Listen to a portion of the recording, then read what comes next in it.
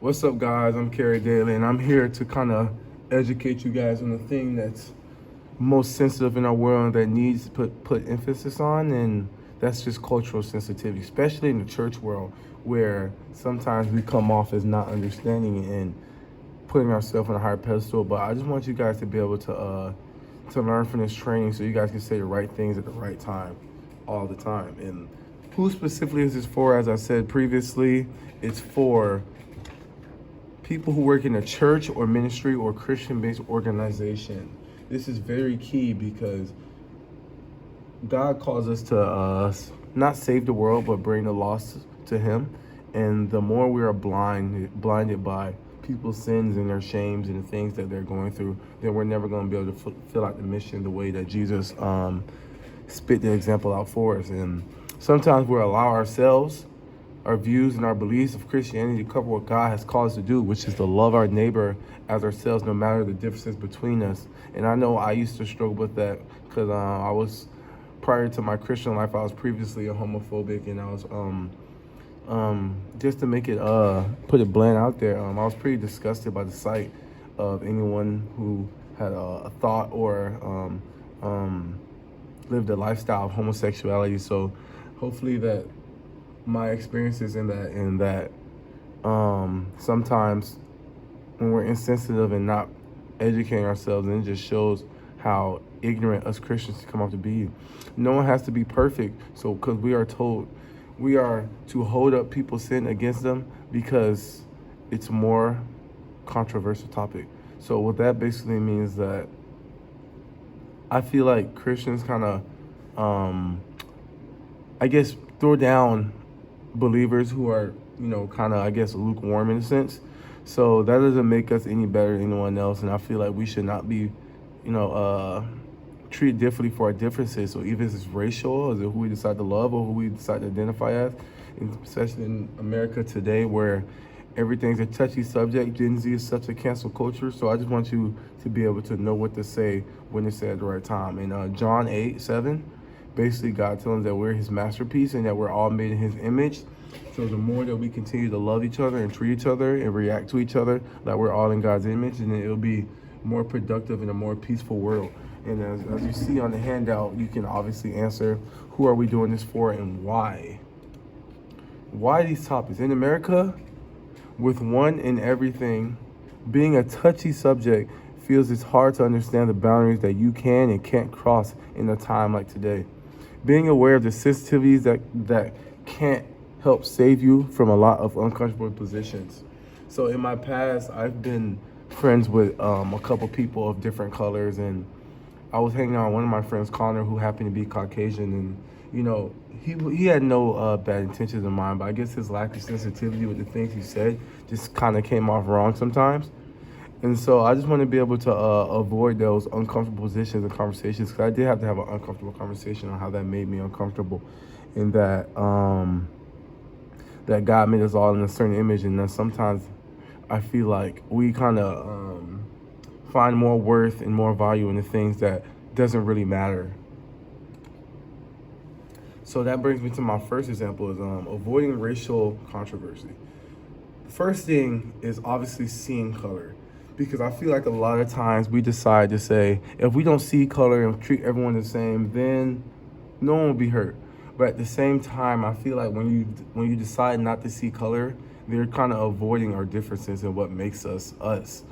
You know what I mean? So, like I said, my friend Connor, one of the things he used to do is, like, when I used to come over to his house, he used to tell his mom, not Carrie, my friend, like, Mom, my friend Carrie's here, but more of Mom, my black friend Carrie's here. And I know it's not something super crazy or super racist, but it's also unnecessary racial, because everyone is human, and I don't feel like that our differences should be pointed out on multiple scales. So definitely seeing color, because you can't approach everyone the same way that you will approach someone in your family. Me being black, I can't say the same things to certain people that I can say to my family. So just seeing color and knowing our differences and kind of accepting our differences, not trying to ignore them. And definitely educate yourself, because as you guys know, over 2020 and rolling into 2021, Black Lives Matter has really been a big movement in America and the world today. and that I feel like it's starting a clash. It's really starting to clash because I feel like they're making it more of a political thing than more of a saving thing. And then one of the things I feel like, so one of the things I had to educate myself on was just being more aware of like the situation and not being so quick to get angry, not knowing certain situations. So definitely educate yourself to a prove lack of like ignorance, or sometimes you could be so ignorant to a situation from not educating yourself that you ultimately do a disservice to the whole movement and organization.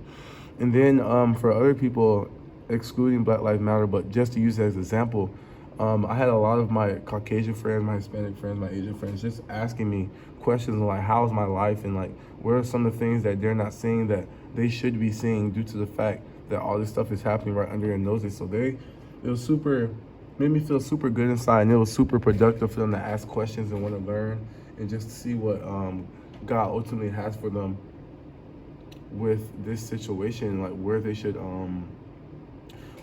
they stand on it, and ultimately just accepting that we're all made in God's image. That's written all over the Bible. Men, when God made men in His image, and then women in His image as well, out of the men's rib in Genesis, it just kind of shows that how like even though we all look different, and even though that we all have our controversies on if Jesus was black or Jesus was white, or we just kind of make random things for no reason. But I kind of feel like that as long as we focus on God and what He has for us and His kingdom, what He has for us, then there's really no wrong we can do. I think we kind of confuse ourselves on what we are really made into, and that's when I feel like what kind of separates, sometimes people say, the black church and the white church.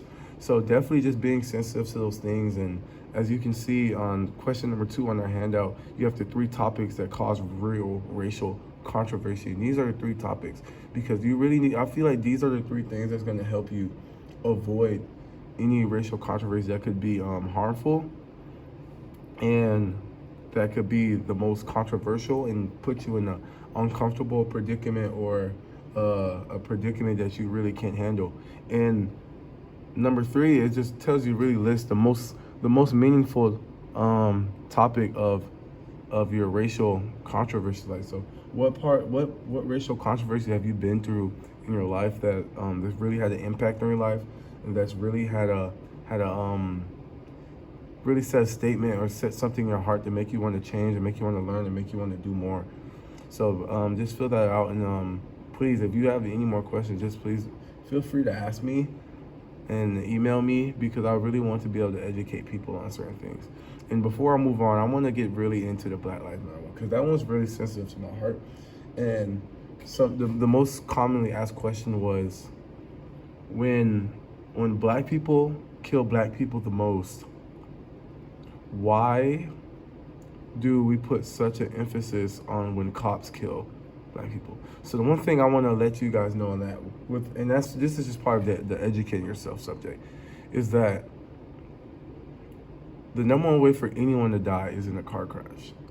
And every year we upgrade cars and we make them better to avoid people getting car crashes. But police brutality and systemic racism has been relevant for so long, but we have not tried or done anything to help this subject. So we kind of been ignoring it. So that's why I feel like Black Lives Matter has been such an impact over 2020, because it been happening, but it been documented. And so that's why some people could come off not being insensitive to the situation, because they weren't deciding to educate themselves.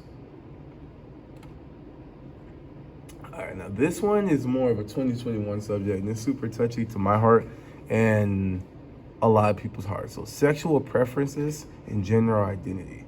And the first topic is let people love who they love. I know in the Bible, I guess it kind of speaks against same-sex attraction, but who are we to look down upon someone for what they want to do with their lives and the things that they decide to bestow themselves upon?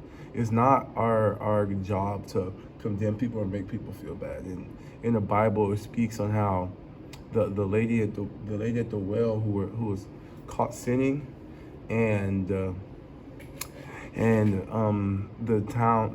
not sinning, but yeah, adultery. And then the town took her to Jesus and was like, Jesus, we caught this lady in the middle of adultery, and we want to punish her.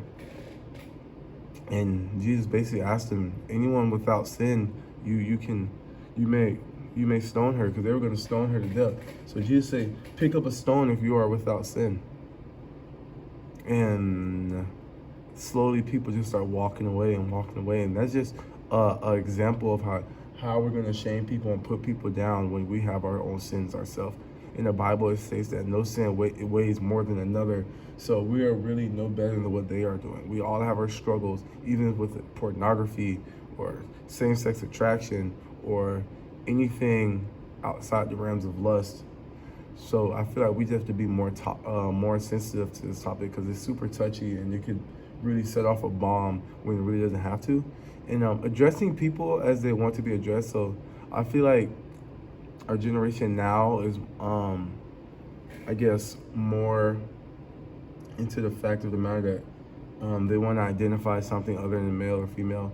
And I feel like, yes, we should be trying to push upon them that there's only a male and female gender, but who are we to tell them who they want to be greeted as? We should be able to greet people where they are and meet people where they are. Because I feel like a lot of time, us as Christians try to do a lot of fixing, and we try to fix people, and that's really not our job. Our job is to lead the person to the fixer. So definitely just treat people with the utmost respect and how they want to be greeted, how they want to be announced, and how they want to, what pronouns they want to use. Because we're not here to fix people. We're here to bring people to the fixer and let them be aware of the fixer.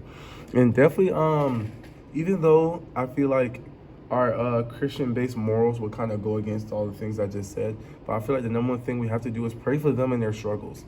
You know, they're in spiritual warfare every day, probably even more than us. So I feel like the more that we are sensitive to them and what they decide to do, then it could help them, bring them closer to God. And it's just a hard topic to talk about, because me and my family, we have a sister who's struggling with same-sex attraction and not knowing really her identity in the sex realm. So definitely number one thing you can do is just pray for them and tell God to do work in their lives, and make sure they know that God is inviting them, that God has a hand extended. Because I feel like us as Christians kind of make it seem that we are short-handed, and that in order to reach higher, you have to aim yourself higher to the specific roles that and laws that God has placed you in. But God's hand is reached out to everyone at the same height, no matter if you go to church every day or if you sin every day. God's hand is reached out to you at the same height, and it's just as tangible as anyone else. And I feel like it's our job to let these people know that, because who are we to condemn them? And the mission is, no matter how you feel, and when I mean no matter how you feel, is like no matter how it touches you, no matter how your heart quivers, no matter how much it bothers you, I'm almost positive that if your organization is built on a Christian foundation, and then you're called to love and not condemn. So continue to pray for these people and be an example of a God first and God obeying lifestyle. Us being judgmental and us not being accepting to people because their sexual preferences or the way they look or the way they decide to worship God or the way they encounter God.